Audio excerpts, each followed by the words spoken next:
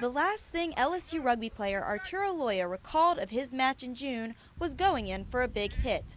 The next thing he knew, he was in the hospital. I kind of remember flashes of the ambulance, and then I just remember getting carted in, and I was like, what's going on? Loya joined the ranks of many young athletes who've suffered head trauma when he sustained a type 2 concussion and fractured his skull. I was going to tackle a guy, and he was coming across my body like that. I basically tackled him with my head. But physical therapist Richard Oakland says that advances in technology are helping doctors more accurately diagnose concussions. We can do balance assessment, computerized balance assessments, baseline and post-injury. We can also do neurocognitive testing, which tests a kid's neurocognitive ability.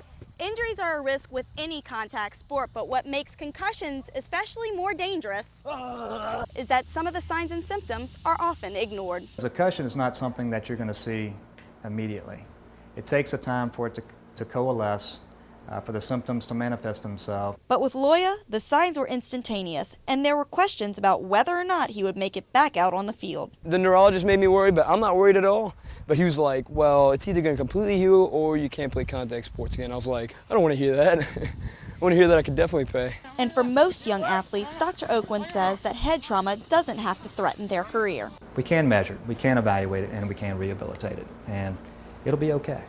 But for Loya, he's just waiting to get back out into full contact rugby this December. I'm excited to play again. I mean, watching them play right now, it's really frustrating because I want to play so bad. For Tiger TV Sports, I'm Claire Langlois.